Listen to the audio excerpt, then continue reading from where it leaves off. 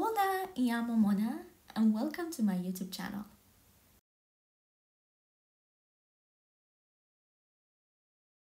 این اولین ویدیو یوتیوب منه و من صادقانه دوست دارم همه دیتیل ها رو باهاتون شیر بکنم. برای همین قبل از اینکه بریم سراغ موضوع اصلی دوست دارم یه چیزی نشونتون بدم. الان که دارم این ویدیو رو رکورد میکنم ساعت 4 صبح و شاید بگین اصلا برای چی داری همچی چیزی رو میگی به ما؟ به خاطر اینکه این یه داستانی پشتش داره. من 2 روز پیش همینجوری نشسته بودم به خودم داشتم فکر میکردم که چقدر دلم میخواد واسه سال جدید یه کار انسان دوستانه قشنگ انجام بدم. چیزی انگار افتاده بود به دلم. بعد به خودم گفتم خب من چجوری میتونم الان به بقیه کمک بکنم. به این نتیجه رسیدم که میتونم خب رایگان بهشون زبان درس بدم. در نتیجه گوشی ما گذاشتم جلوم و کاملا این ویدیو رکورد کردم. گذاشتمش تو صفحه اینستاگرامم که احتمالا خیلی شما که الان دارین این ویدیو رو میبینین اون ویدیو رو هم دیدین. ولی جدای از اینکه خیلی استقبال شد و بوس به کله همتون و متشکرم ازتون، کلی هیت گرفتم. یک عالم فوش به خودم، جدم، آبادم، مرده ها و زنده ها نثار شد. در نتیجه انقدر ناراحت بودم که من تا همین یه رو به پیش داشتم کامنت ها رو میخونم، فوش دریوری ناسزا، و با خودم گفتم خیلی خوب اوکی تسلیم. من یه ویدیو میذارم، اولا که این ویدیو رو پاک میکنم، بعد یه ویدیو دیگه میذارم از همه عذرخواهی میکنم، میگم آقا ببخشید من اصلا آدم این کارا نیستم، بیجا کردم میخواستم لطف کنم، خیلی غلط کردم که میخواستم لطف کنم. ولی با خودم گفتم که مونا نزدیک 30,000 نفر به تو پیام دادن. تو حتی اگر به یکی از اینا هم بتونی کمک کنی، اولا که حرف زدی باید پای حرفت بمونی.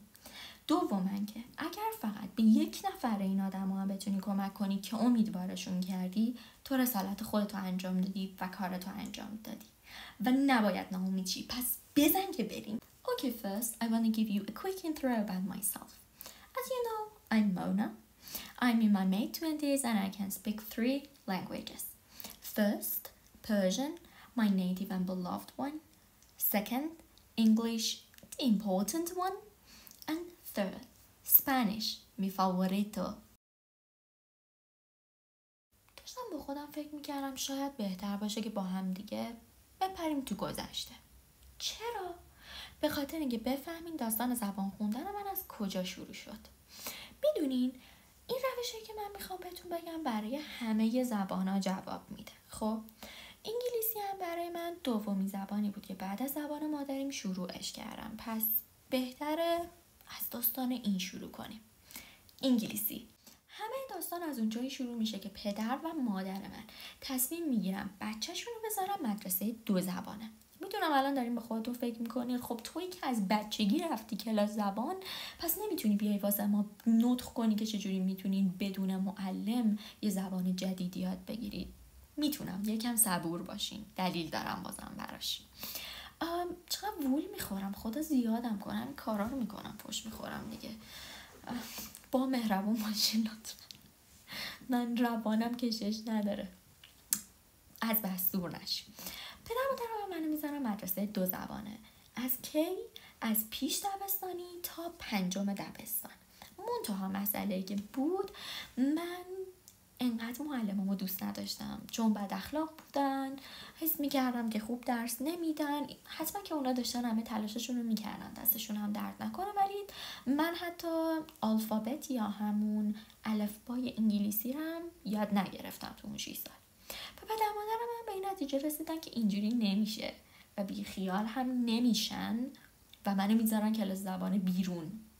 و بعد از اون من شروع کردم رفتم بیرون کلاس زبان، یه مؤسسه محلی کوچیک که چند وقت پیش اون خانم مهربونی که منو به زبان علاقه‌مند کرد رو پیدا کردم، بهش پیام دادم و کلی ازش تشکر کردم. اگه این ویدیو منو میبینی امیدوارم هر جستی حالت خوب باشه زن.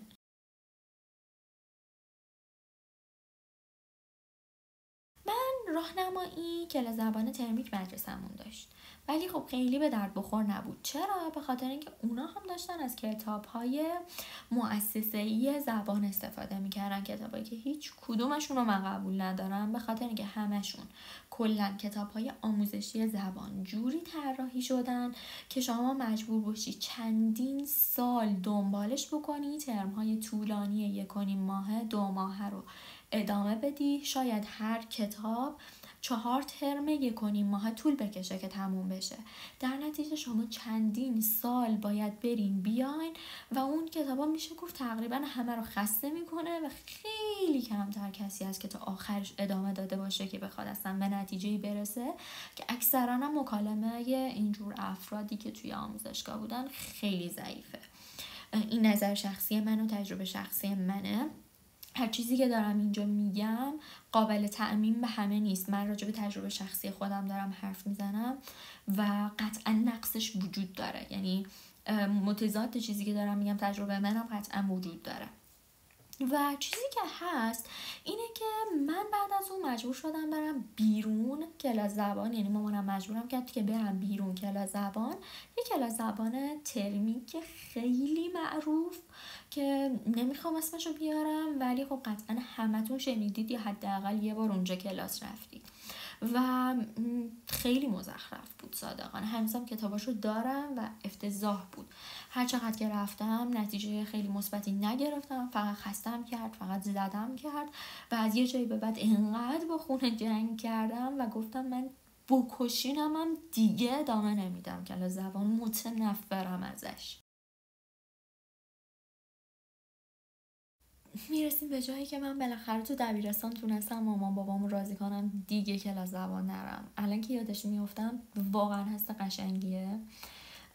خیلی سخت مامان بابام راضی شدن که دیگه کلاس نرم، خیلی سخت خیلی سخت خیلی سخت، و بالاخره نرفتم و این شروع همه اتفاقای قشنگ بود، به خاطر اینکه من تونستم خودم مسیر خودم رو پیدا کنم، خودم زبان رو پیدا کنم، نه اون جوری که آموزشگاه میخواست بهم یاد بده، نه اون جوری که مدرسه نشونم داده بود، یه چیز زشت خشک دوست نداشتنیه. همه اینا دنیایی که من پیداش کردم خیلی رنگی بود، خیلی قشنگ بود و به نظرم واسه وارد شدن بهش هیچ زمانی دیر نبوده و نیست و با اون روشی که من پیدا کردم واسه خودم رو کار کرد، هر زبان دیگه هم بخوام بازم میتونم یاد بگیرم و بریم که همش رو بهتون بگم. بالاخره برای من همه چیز از این قلب صورتی شروع شد و بعد رسید به چیزای دیگه. نمیدونم پشت سرم میتونین ببینین یا نه، ولی خب من یه کتابخونه تا سقف دارم. از بچگی کتاب به دستم چسبیده بوده، هر جا که میرفتم عاشق کتاب خوندن بودم. از زمانی که خوندن نوشتن یاد گرفتم تا همین لحظه و تا زمانی که نفس میکشم و زندم قطعا کتاب میخونم و دوست دارم. ولی یادم یه روزی تو دبیرستانی که بودم تازه ول کرده بودم کلاس زبانمو، داشتم کتاب سرخ و سیاه استاندال رو میخوندم و رسیدم به قسمت هیجان انگیز داستان که دوست داشتم ببینم دقیقاً اونجا چی میشه، که دفعه دیدم سانسور شده و نیست و کل اون تیکه رو در آورده بودن. گفتم اشکال نداره، ادامه دادم کتابو و دیدم باز تکرار شد و باز تکرار شد و بازم سانسور داره و کتابو بستم. نمیدونم الان تو قفسه‌ام بالاست، دقیقاً اونجاست و کتاب بستم، گذاشتمش کنار و به خودم گفتم مونا باید به خودت بیا، باید بری کتاب زبان اصلی بخونی و با خودم فکر کردم خب من زبانم اصلا خوب نیست. پا شدم رفتم باغ کتاب. از بین کتابایی که اونجا بود کتاب زبان اصلی این چشممو گرفت و اینو خریدم. کتاب You Can Heal Your Life از لوئیس هی، میتونی زندگیت رو درمان کنی. و نمیدونم چرا این انتخاب کردم، به دلم نشست و همه چی واقعا از کتابی شروع شد که الان انقدر خوندمش اون سالا که کامل پرپره، کاملا این کتاب پرپر شده انقدر خوندمش. و زمانی که من این کتاب رو میخوندم یادم گوگل ترنسلیت و چت جی پی تی و اینا اصلا این شکلی نبودن هیچ کدوم و من توی دیکشنری میگشتم که کلمه ها رو پیدا کنم. حالا الان من این کتاب بهتون نشون دادم، اصلا منظورم این نیست که شما برید این کتابو بخرین بخونین، نه به هیچ وجه. این کتابو من دوست داشتم، من سبکشو دوست داشتم، من محتواشو دوست داشتم که خریدم خوندم و برام خیلی کار کرده و جذاب بوده. اینو بهتون نشون دادم که بگم کتاب زبان اصلی اگه تو سطحتون باشه، اگه موضوعش مورد علاقتون باشه، درسی نباشه، خبری نمیدونم نباشه، چرت و پرت نباشه، چه میدونم آموزشگاهی نباشه، اینا نه، اونا رو بریزین دور. اگر کتابی باشه که موضوعش رو شما دوست داشته باشین و مردم عادی نیتیو، کسی که زبانشون انگلیسیه یا اصلا هر زبانی که شما میخوان یاد بگیری اینا رو میخونن و تو سطحتونه، خیلی میتونه بهتون کمک بکنه. اولین جایی که به ذهنتون میرسه که برین کتاب بخرین یا راهنمایی بگیری چون نمیدونین چی باید بگیرین، شهر کتابه. بهتون پیشنهاد میکنم نرید اون سمتی، به خاطر اینکه هم پیشنهاد درستی معمولا نمیگیرید، همین که کتاب شهر کتاب خیلی زبان اصلیاش گرونه و نمیارزه واقعا. 2 سایت هست که من خودم همیشه ازشون خرید میکردم، خیلی همیشه راضی بودم. یکی انتشارات زبان مهره که الان بازم رفتم قیمتاشون رو چک کردم، از آخرین باری که خرید کردم هنوز فوق‌العاده است، تخفیفاشون عالیه، جنس کتاباشون فوق‌العاده است، اصلا همه چیشون عالیه، نظرات داره، توضیحاتشون کامله. من چرا پول نگرفتم دارم این تبلیغات؟ نه حالا صادقانه واقعا اینا رو تجربه شخصی خودم میگم، همه چیش سر جاشه. شما نظراتو میتونید بخونید، سطح کتابو میتونید ببینید، اون کنارش نوشته اصلا درجه سختیش نمیدونم چقدره، لول این کتاب چقدره، قشنگ میتونید بفهمید این کتاب مناسبتون هست یا نه. موضوع کتابو نوشته، حتی اگه اشتباه نکنم یه PDF کنارش داره، بزنین چند صفحه از کتابو میتونید بخونید. انتشارات جنگل هم هست، ولی من انتشارات زبان مهر رو خیلی بیشتر دوست دارم. قدیم‌تر کتاباشو خیلی زود ارسال میکرد، الان نمیتونم یه مدت خرید نکردم، ولی فوق‌العاده است. از دستش ندین، حتما امتحان کنین، از این 2 خرید کنین، کتابای تو سطح خودتون رو بخرید که موضوعش هم دوست داشته باشین. شده روزی 2 صفحه هم شده بخونین ازش. داستان با 2 سریال ادامه پیدا میکنه، The Vampire Diaries، The Originals. و مسئله اینه که اون زمانی که من دبیرستانی بودم و حالا سنم کمتر بود، این 2 سریال خیلی رو بورس بود و از شانس من خیلی زیاد سطح این سریالا مناسب بود. یعنی حالا به این کار ندارم، بازم نمیگم اینا رو بریم ببینین، اینا سطحش مناسب سطح اون زمان من بود، خوب بود، ساده بود، همه چیش خوب حرف میزدن، روون حرف میزدن، لهجه جای خاصی نداشتن، همه چیش اوکی بود و من عاشق این 2 سریال بودم، موضوعشون رو خیلی دوست داشتم. یکی دیگه از پیشنهاد من بهتون اینه که سریال ببینید، سریال نه فیلم. چرا فیلم نه؟ به خاطر اینکه تو سریال یه سری جمله ها و کلمه ها مدام تکرار میشه و شما بدون اینکه حتی بخواید به خودتون زحمت بدین یا کار خاصی انجام بدین، هم میتونید مسیر زبان خوندنتون رو خیلی واسه خودتون دلنشین کنید. یعنی اصلا نه حس کلاس رفتن هست، نه حس اجبار هست، نه شما دارین فیلم و سریال میبینید عشق میکنید و اینکه یه عالمه چیز جدید ناخودآگاه یاد میگیریم بدون اینکه بخوایم به خودتون زحمت بدین. اگه میخواین یه کمی اینو بهترش بکنید، میتونید موقعی که دارین سریال میبینین جمله هایی که احساس میکنید جالبه، کلمه جدیده یا دوست دارین تو مکالمه روزمره‌تون به کار ببرید یا یادش بگیرین و واسه خودتون یه جا بنویسین. این خیلی کار میکنه. من یادم اون اوایل نمیتونستم، بلد نبودم زیرنویس فیلم ها رو بالا بیارم، واسه همین فیلم ها رو بی زیرنویس میدیدم. بعد دوستم بهم یاد داد که چجوری باید بیارم بالا، فهمیدم خودم اون چیزایی که حد زده بودم درست بوده، خیلیاش، یه سری چیزاش هم غلط بوده و چون هی سعی کرده بودم بفهمم اینجاش چی میگن، اون جمله ها کامل تو ذهنم هک شد. این کارم میتونین بکنین، یه بار اپیزودو بدون زیرنویس ببینین، یه بار اپیزودو با زیرنویس ببینین. اینجوری هم کنجکاو میشه مغزتون که بفهمه جمله ها و کلمه ها چی بوده و یه چیزایی حد زده، دفعه دوم کاملا تو ذهنتون حک میشه که میفهمین درست بوده یا نه. اگه سریال دوست ندارین، وقتشو ندارین، یه کار دیگه هم میتونین انجام بدید، اینه که پادکست گوش بدین از اپلیکیشن های مختلف پادکست. من خودم همیشه تو کست باکس گوش میدم، یا اینکه میتونین ویدیوی یوتیوب ببینین. اینا همه میتونه به لیسنینگتون و دایره لغتتون خیلی کمک کنه. برین توی اون محتواهایی که دوست دارین تو یوتیوب، حالا آرایشی، آشپزی، هر چیزی که هست، میتونین توی یوتیوب سرچ بکنید و مطلبای مرتبط براتون میاره. ویدیوهاشو همه رو نگاه بکنید. ویدیوها تا جایی که من میدونم فکر میکنم تو یوتیوب زیرنویس داشته باشه، نمیدونم، ولی میتونین از چت جی پی تی بپرسین اون کانالایی که به نظرش با سطح زبانی شما آموزشی نیست، اونه که آموزشی نیست ولی خود چت جی پی تی میتونه تشخیص بده که سطح اون کانال به شما میخوره یا نه. شرایطتون رو براش توضیح بدید، بگید سطح زبانم اینه و شرایطم اینه، موضوع هایی که بهش علاقه دارم اینه، به هم کانال معرفی کن. کانال آموزشی نه، کانال هایی که حالا این محتواها رو میذارن به هم معرفی کن و اینا هم خیلی میتونه براتون مفید باشه. ریدینگتون که اوکی شد، یه اپلیکیشنی هم هست به اسم واتپد. الان یادم افتاد، اگه بخواید میتونید برید از اونجا داستانهای مختلف رو بخونین. اپلیکیشنش هزینه نداره تا جایی که من میدونم. آخرین باری که استفاده کردم فری بود و میتونید این داستانهای مختلف زبان اصلی اونجا بخونید به جای کتاب خریدن. اون کارم میتونین انجام بدید، یا حالا لغت جدید میتونید اونجوری یاد بگیرید. و اینکه لغت‌های جدیدی که یاد گرفتین رو روزی 15 تا کلمه یا 10 تا دونه کلمه حفظ کنین.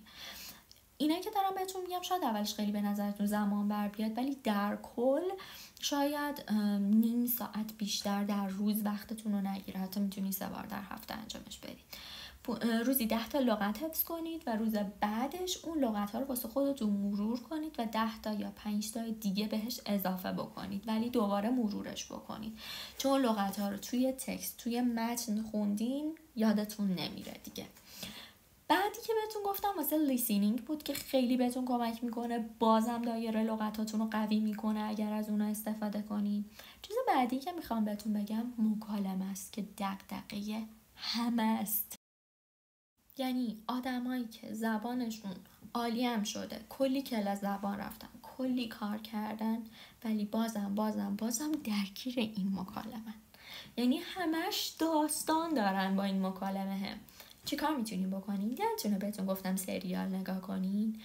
یه تکنیکی هست که خودم راستش ازش استفاده میکنم، ولی ترجیحاً تو تنهاییتون این کار بکنید، چون ممکنه فکر کنن دور از جون دیوونه این. مامان بابای من خیلی فکر کردن که من خل شدم، ولی من سریال که میدیدم سعی میکردم که لهجه اونا رو، جمله هایی که میگن رو تقلید کنم. مثلا اگه یه مکالمه‌ای بود بین 2 نفر، من سعی میکردم تو مکالمه باشم، خودم میذاشتم جای 2 طرف و سعی میکردم جمله هایی که میگن رو تکرار کنم با همون لهجه خودشون، با همون مدل خودشون. خیلی جواب میداد. یه کار دیگه‌ای که انجام میدادم و خیلی جواب میداد این بود که بعضی روزا با خودم یه موقعیتی رو تو ذهنم تجسم میکردم. مثلا میگفتم اوکی من تو خیابون تصادف کردم یا با یکی دعوام شده، میخوام انگلیسی دعوا کنم، یا مثلا روزمو میخوام واسه رفیق فرضیم تعریف بکنم، یا فلان خاطره زندگیمو میخوام واسه فلان شخص بگم، یا اصلا میخوام ویدیو یوتیوب بگیرم، میخوام ولاگ بگیرم، میخوام هر چیزی، میخوام روزمو به انگلیسی بگم. این کار خودم تو تنهایی خودم میکردم. هر جایی که گیر میکردم یا از گوگل ترنسلیت یا چیزای شبیه به این استفاده میکردم که بفهمم. حالا الان شما چت جی پی تی استفاده کنیم بهتره، که بفهمم اون جایی که حالا دیگه بلدش نیستم و نمیتونم جمله بندی کنم چی باید بگم. این باعث میشد تو موقعیت‌های مختلف ذهن من همیشه آمادگی قبلی داشته باشه، چون قبلا یه دور خودم تو ذهن خودم تجربهش کرده بودم، تجسمش کرده بودم. کار فوق‌العاده بعدی که میتونیم بکنیم برای تقویت مکالمتون شرکت کردن تو کلاس فری دیسکاشنه. من قبلا توی یه مؤسسه‌ای میرفتم که آنلاین بود همه چیش و اسم مؤسسه‌ام لینگو فینیکس، تو فالوینگای خودم میتونیم پیدا کنید. من حالا آیدی پیجشون رو هم توی دیسکریپشن میذارم، هم توی اینستاگرام هم میذارم و کلاساشون عالی بود، واقعا عالی بود. معلماشون عالی بودن. من خودم شاگرد شیرین صادقی نسب بودم، اصلا اسم میبرم که واقعا مشخص بشه من توی اون کلاس شرکت کردم و چند ترم اونجا بودم و تموم شد مکالمم، یعنی بالاتر از اون حد دیگه نداشت. فوق‌العاده بود. بعد از اون اگر نمیخواین برای کلاس اینطوری خیلی هزینه بکنید و براتون مهمه و بودجه‌تون محدوده و واقعا میخواین بدون معلم همچنان پیش ببرین، کاری که دیگه که میتونین انجام بدین، یه سری گروه ها هست تو اپلیکیشن دیسکورد، نمیدونم اصلا ازش استفاده میکنین یا نه، ولی لینک اونم میذارم توی چنل یوتیوب یا حالا توی اینستاگرام براتون میذارم. توی اون اگر جوین بشین یه سری رومای مختلف هست، بیگینر، اینترمدییت و ادوانس داره. شما سطحتون هر کدوم که هست میتونین توی این رومای مختلف جوین بشین و با آدمایی که تو سراسر دنیان با لهجه‌های مختلف، با گویش‌های مختلف حرف بزنید راجع به هر موضوعی که میخواین. یعنی هر روز هر کسی میره تو اون گروه ها راجع به هر چیزی که دوست داره حرف میزنه و شاید حتی خیلی کم ایرانی توی اون اپلیکیشن، یعنی توی اون بخش ببینید و از همه جای دنیا با همه گویش ها هستن و فوق العاده است. شما خیلی خوب میتونید یاد بگیرید اونی که اون شخص هندی میگه چیه، چون تلفظا فرق میکنه، آمریکایی چه جوری میگه، چه میدونم هلندی چه جوری میگه، چینی چه جوری میگه، ایرانی‌ها چه جوری تلفظ میکنن. خیلی خوب میتونین اینو بفهمید. فقط تنها نکته منفیش اینه که فیدبک استاد نداره، ولی هم خجالتتون خیلی خوب میریزه، چون نیازی نیست وبکم لزوما بدین و عکس خودتون رو داشته باشین و فقط صداست و هر موقع که نخواستین میتونین بیاین بیرون از اون روم و ادامه ندین مکالمه رو و عالیه به نظرم اصلا جدی. بعدی رایتینگه که شما میتونید بعضی وقتا هر موقع که حوصله‌شو داشتین یا خاطراتتون رو بنویسین یا اتفاقای روزمره‌تون رو بنویسین، آرزوهاتون و اون چیزایی که تو ذهنتونه، چیزایی که دلتون میخواد، اتفاقایی که افتاده، هر چیزی میتونید تمام اینا رو بنویسین. فقط منتها من قدیم تو دفترچه واسه خودم مینوشتم، دفترچه آرزوها داشتم توش می نوشتم. شما میتونین به چت جی پی تی بدین، یعنی اگه واقعا میتونین روی ماه چت جی پی تی رو ببوسین، انقدر که تو یادگیری یه زبان جدید میتونه کمک کنه. متنتون رو که کامل نوشتین بهش بدین، بهش بگید اینو از نظر گرامری، از نظر لغتی و از نظر ساختار برای من درست کن. اینجوری شما متن قبلیتون رو دارین، متن جدیدم دارین که میتونین با هم مقایسهشون کنید، ایراداتتون رو در بیارید و اینجوری بعد یه مدت ایراداتتون خیلی کم میشه. خصوصا اگه فیلم و سریال دیده باشید، ناخودآگاه یه سری جمله ها انقدر رفته تو ذهنتون، گرامر انقدر رفته تو ذهنتون که بعد یه مدت میبینید خیلی چیزا رو ناخودآگاه دارین درست مینویسین دیگه. وقتی چت جی پی تی هم ایراداتتون رو بگیره میبینیم بعد یه تایمی خیلی ایراداتتون کم شده. میدونم الان به نظرتون عجیب میاد چرا من یه دفعه دکورم عوض شد، اصلا ریخت و قیافم تغییر کرد. به خاطر که الان فردای روزیه که من ویدیوها رو ضبط کردم و داشتم دایرکت ها رو جواب میدادم، دلم نیومد یه نکته‌ای که یادم رفته بود بهتون دیشب بگم و نگم بهتون. یه کاری برای رایتینگ هست که خیلی جوابه و واقعا دلم نیومد نگمش. یادم سوم دبیرستان که بودم یه معلم زبان داشتیم که برای عید یه دونه کتاب داستان مختلف و هر کدوم از ماها داد، کتابایی که حالا مثلا شاید 60-70 صفحه هر کدومش بود، شاید هم کمتر. بعد مختلفم بود که از رو دست همدیگه نتونیم بنویسیم. گفت تا آخر عید وقت دارین این کتابا رو بخونین و خلاصش کنین. یکی از کارهایی که خیلی بهتون کمک میکنه اینه که شما سعی کنید تیکه تیکه یا کتاب زبانای کوچیک و حالا من اگه بتونم پیدا کنم عکسش اینجا براتون میذارم، زیاد دارم، یا کتاب زبانای باریک و یا کتابایی که میخونین و مثلا هر 3 صفحه 4 صفحه یه بار بردارین خلاصش کنین. یعنی هر چیزی که خوندین و بهش نگاه نکنین، هر چیزی که تو ذهنتون مونده ازش رو خلاصه در حد شاید مثلا 10 خط 10 صفحه هم شده بنویسین. خیلی جوابه، اینو جدی میگم، پشت گوش نندازینش، خیلی جوابه. دلم نیامد اینو بهتون نگم. درسته اون سال خیلی معلم ما فوش خورد، ولی الان میگم خدا خیرش بده، خیلی به رایتینگ من کمک کرد. یه اپلیکیشنی هم این وسط یادم افتاد میتونم بهتون معرفی کنم. اگه تنبلین، اگه دوست دارین که لغت جدید یاد بگیرین، اون لغتایی که بهتون گفتم و اگه تنبلیتون میاد میتونید دولینگو هم نصب کنید. فقط مشکل دولینگو تا جایی که من میدونم، حالا نه فکر میکنم متنم داشته باشه دولینگو. خود همین روش رو من بیشتر دوست دارم که کتاب بخونید از توش لغت در بیارید، یه سریال ببینید لغت در بیارین، چون متن جلوتونه. ولی دولینگو هم یه اپلیکیشنیه که هر روز بهتون خبر میده که باید لغت جدید حفظ کنید، این لغت ها رو برات آماده کردم، اینا آسونه، اینا سخته، اینا فلانه، با جمله و اینجور چیزا. اونم خیلی اپلیکیشن خوبی اگه دوست داشتین استفاده کنید. و در آخر میمونه گرامر.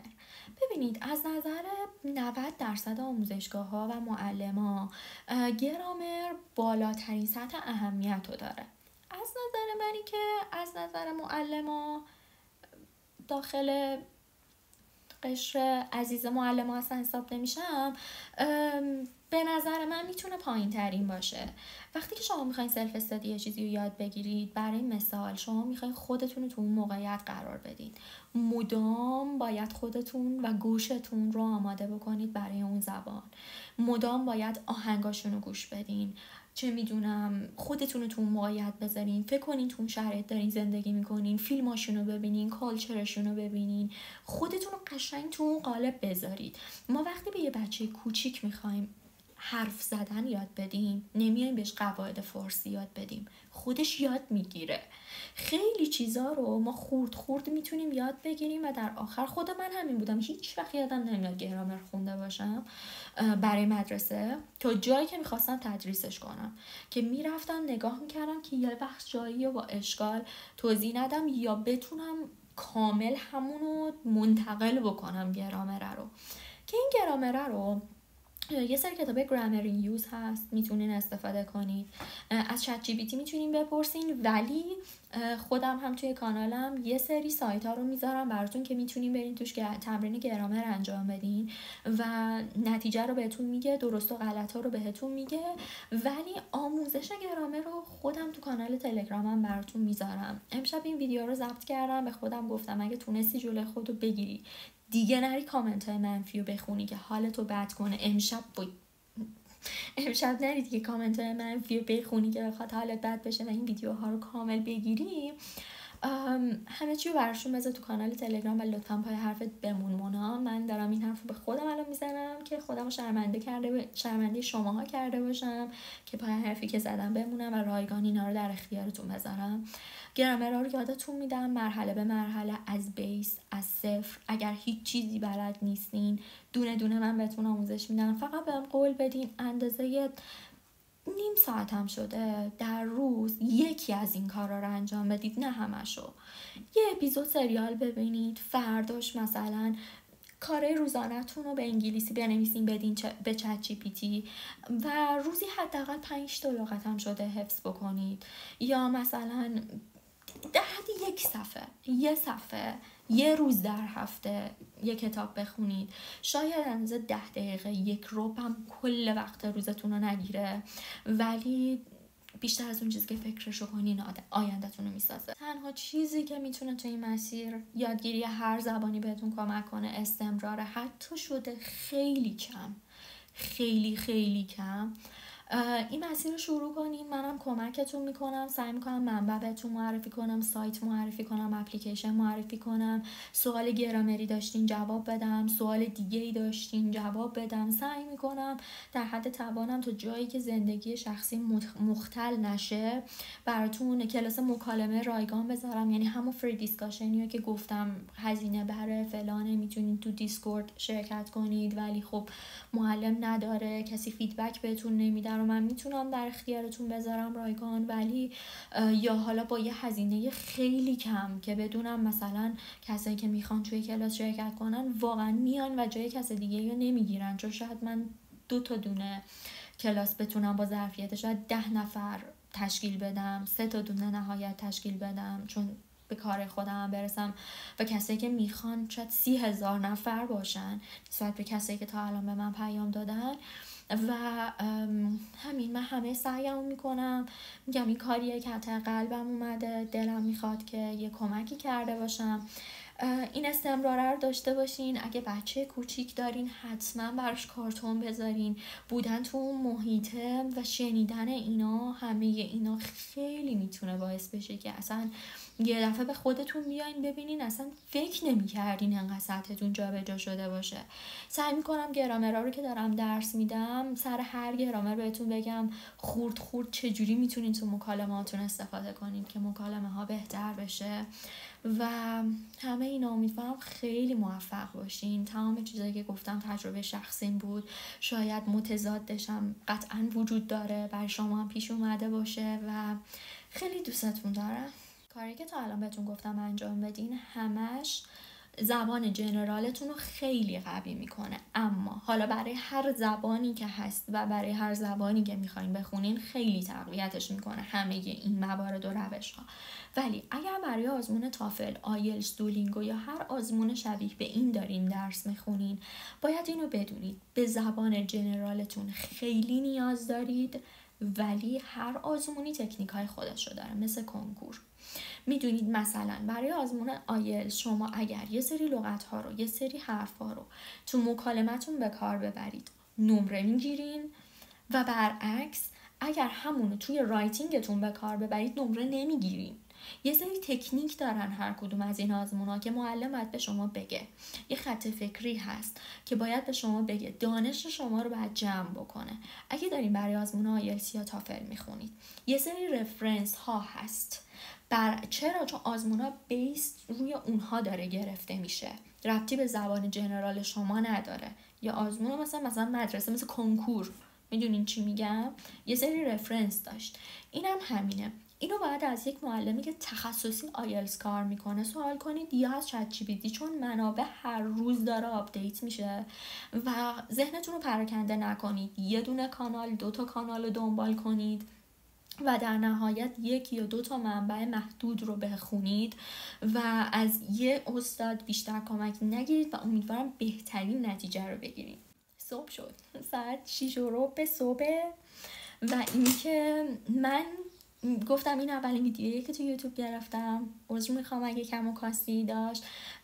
خیلی خوشحال میشم اگر نظرتون رو بهم بگین، حالا یا توی کامنت ها یا هر جایی، من نمیدونم، که من بتونم فیدبک شما رو داشته باشم، بدونم چجوری، چه سبک ویدیویی دوست دارین و بهتون بیشتر کمک میکنه.